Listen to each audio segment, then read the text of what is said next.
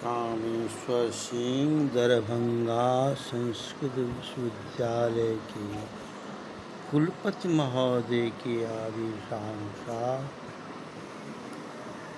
CCDC doctor Dilip Kumar Jha के निर्देश से श्री रावणेश्वर संस्कृत महाविद्यालय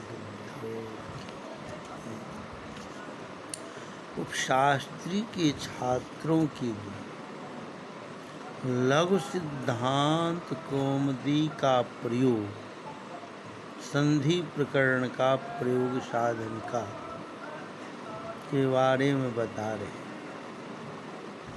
कल स्वर संधि का मुख्य बता दिए थे, अब कुछ है और है। जैसे गो अग्रम, गोजूर अग्रम है, यहाँ सर्वत्र विभाषा गो, लोके वेदी चिंगन्तस्य गोरिति वा प्रकृत भाव।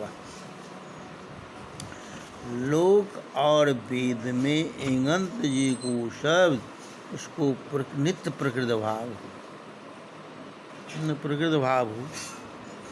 प्रकृत भाव हो गया तो गो अग्रम।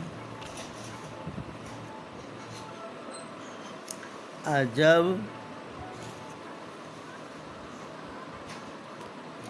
विकल्प है तो परु इंगह पदांता दस्य पूर्व हो जाए गोग्रम।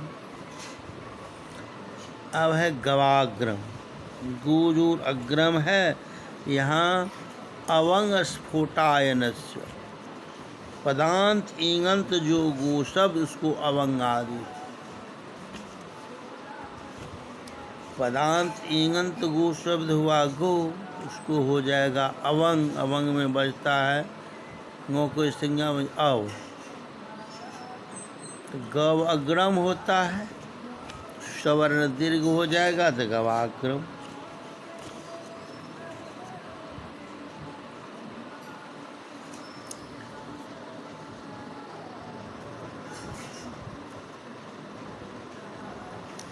गंगे अमु, गंगे जूर अमु है,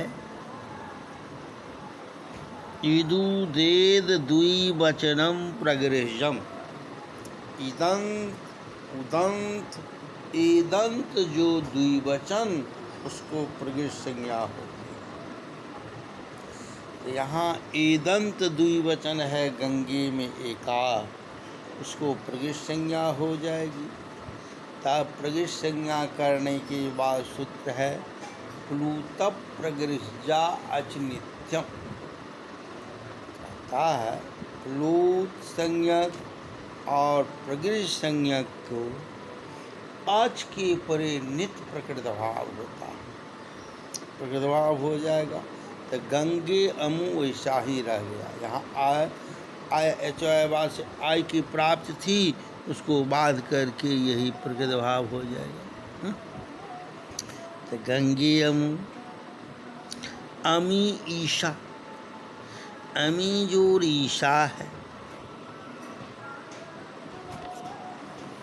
सूत्र इदु दे द्विवचनम प्रगृह्यम, इदंत उदंत एदंत, तो इदंत द्विवचन हुआ अमी में ईकार,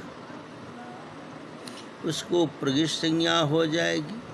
अब प्रगृह्य संज्ञा करने से क्या होता है, तप्लुतः प्रगृह्या अचिनित्यम से प्रकृत भाव हो जाएगा। तामी ईशा वैसे रह गया।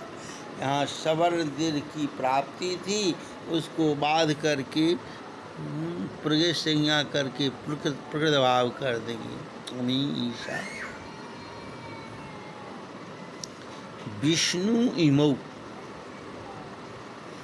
विष्णु इमौ, यहाँ फिर इदु दे द्विवचनम प्रगृह्यम, उदंत द्विवचन है विष्णु में का, उसको प्रगित संज्ञा, अप्लुत प्रगृह्या चिनितम से प्रकृत भाव। तो विष्णु इमु, यहाँ जन की प्राप्ति है, बाध करके लगता है। तो इदंत उदंत ईदंत तीनों का एक एक उदाहरण हो गया। हरि ये तो भी होता है।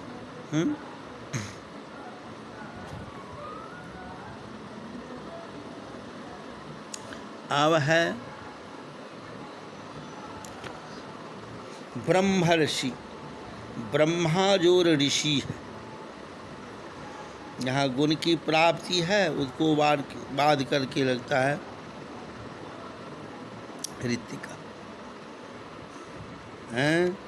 ब्रह्मा जो ऋषि है, उसको गुण की प्राप्ति है, उसको बाध करके लगता है ऋतिका।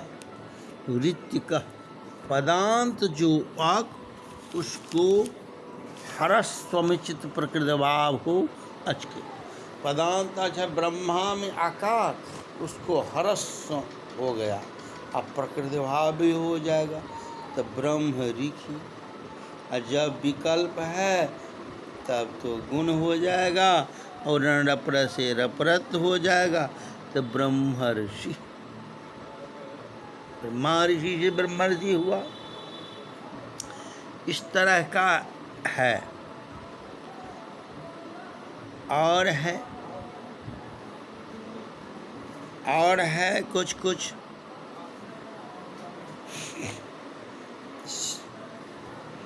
शकंधु, शक जोड़ अंधु है, यहाँ का सवर्णी से दीर्घ हो जाना चाहिए। करने का था अचोन्त्यादि से टी संज्ञा, और सकंदादि पररूपम वाच्यम। सकंदादि गणपतित जो शब्द है, उसको पररूप हो जाता है। सकंधु करकंधु ऐसे रह जाता है। ये सब स्वर संधि में प्रमुख के बाद कुछ गौण भी है। ये संधि यहाँ पर रूप, यहाँ दीर्घ नहीं हुआ। ये सब कुछ कुछ सकंदादि गणपति जो है, इसको पररूप हो जाता है। तो सकंदु हुआ है। गौर जो, गौरी जोड़ औ है, ये को जन से जन कर देंगे तो गौर जो हो। यहाँ अचोरहाभ्याम द्वेषी द्वित्व हो जाता है योग। तो गौर जो ऐसा रूप होता है। गौर जा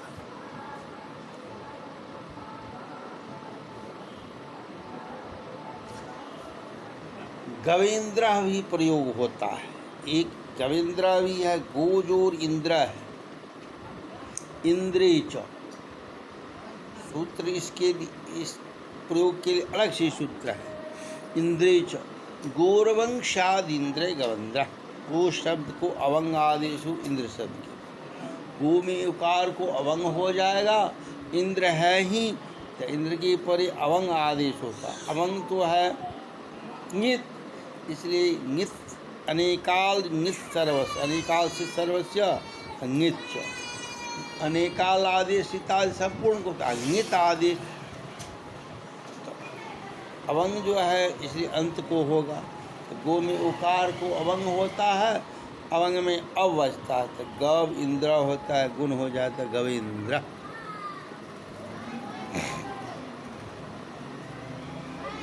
दुराधुते च, दुरा संबोधने जत वाक्य सटे प्लुतो, दूर से संबोधन विषयक जो वाक, उसको टी संज्ञा होती है।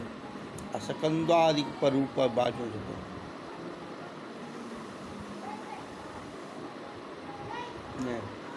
अचून पूर्णतः प्रगिजा क्रम से प्रकृत भाव हो जाएगा। आगच्छ कृष्ण अत्र गौश्चरत्, इस वाक्य में आगच्छ कृष्ण अत्र गौश्चरत्, यहाँ दुराधुति च से प्रगिष्या प्लुत प्रगिजा।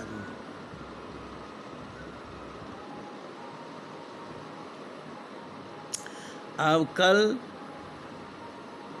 विसर्ग आदि हल संधि का प्रयोग बतावेंगे। हल संधि में क्या क्या है, व्यंजन जिसको कहते हैं। यहाँ स्वर संधि है, स्वर में केवल स्वर वर्णों के साथ संधि होता है, जैसे जन गुण वृद्धि, जन गुण वृद्धि अयादेश दीर्घ, ये प्रमुख है।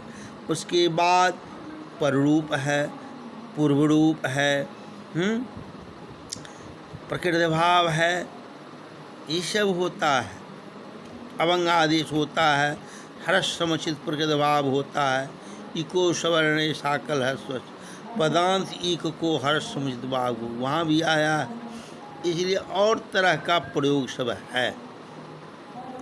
अब कल व्यंजन संधि शुरू करेंगे। इसी तरह ध्यान रखना है, शास्त्री वालों के लिए कुछ धातु रूप भी जानकारी चाहिए, शब्द रूप का भी जानकारी चाहिए। संधि, दीर्घ संधि और गुण संधि तो बहुत प्रयोग आता है। रमेश रामायणम में दीर्घ हुआ है, रमेश में गुण, ये सब ध्यान रखना होगा। इसलिए अब कल